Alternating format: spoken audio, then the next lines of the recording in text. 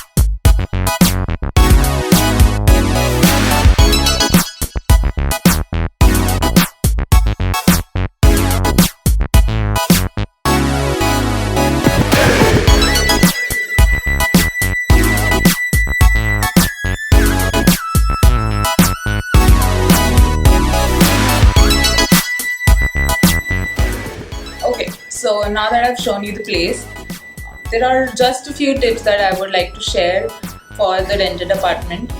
Now, I've decorated a lot around the place, so my very handy friend or my very go-to product is command strips. So I put it everywhere I can, and especially not if you do not want to invest in command strips. There are quite a lot of adhesive hooks and a lot of variety available on Amazon for these kind of products. So if you want, I will link down command strips and a few adhesive hooks that I have checked. And what I like to do is I only like to use command strips, all sorts of strips. So they have hooks, they have picture hanging strips. So all this one behind me, this is hung on hooks, and then the pictures that I showed you are all attached with command strips, and they hang really well, guys. There are also adhesive hooks that I've used on the door, and my dream catcher is hanging on it, and then lights, and I've used it for different stuff. So yeah, I'll link that down and I'll show you the picture of the hooks also. So this is tip 1. Tip 2 is using a low seating in a place where you think that you do not have enough furniture to fill it up, or maybe if you think that furniture could cost you a lot and you could go with the mattresses and maybe floor cushions, that is a good option. And also, low sitting makes your place looks a little open, a little bigger than it is supposed to be. So I always like to go with some part of low seating in the place. So you might have noticed that half of the seating in my place is sofas, and half of the seating is low seating. So it is also very comfortable, it fits a lot of people, and it makes your place look even decorated and broader and open. So that is the other tip. So my third tip is to add plants. So even if you're in a bachelor pad, I think you should have one or two plants because of the pollution crisis also, but because I think it beautifies your place instantly. It gives it life. So it really looks beautiful. I have a lot of plants in my house. That is going to be another video altogether. But then that is the best tip that I can share with anybody in any place. Just put a plant and it looks beautiful. So that is one easy, convenient thing that you can do to decorate this place, and it is renter friendly because all you have to do is put a pot and you're not doing anything to the walls or the floors. But yeah, do add a drainage plate because it will collect all the water, and you do not have to do the extra step of cleaning after you have watered the plant. Yeah. So the fourth tip to decorate a renter-friendly place would be add some fairy lights or twinkle lights or the battery-operated lights. So it is convenient, and you do not need to necessarily have a plug somewhere near the lamp. And if even you cannot afford a lamp, that's fine. If you're living in a rented-friendly apartment and you do not want to invest a lot, and as it is a temporary setup, so you could just put a lot of fairy lights and it looks amazing at night and it looks really decked up. So that is one thing. Also, what you can do is take a few empty bottles and put lights into them and place it in line, and that looks effortlessly beautiful. Moving on. So my next tip is about using your curtain rods. Except curtains, you can hang things from it. So what I've done is I've added lanterns and fake plant with it, and I've added some beautiful wall hanging decorators with it. So all I do is I use a coin, add it to the curtain rod, and I let it hang, and it looks beautiful. So all you're doing is hanging it to the curtain rod, and you're not drilling anything, and it really looks nice. It decks up the curtain area also, so it really is an effortless beautification on your part to do. Right? So that was maybe my opinion, but hanging things from tall heights make the place look higher also. It makes it look open. So that is what I do.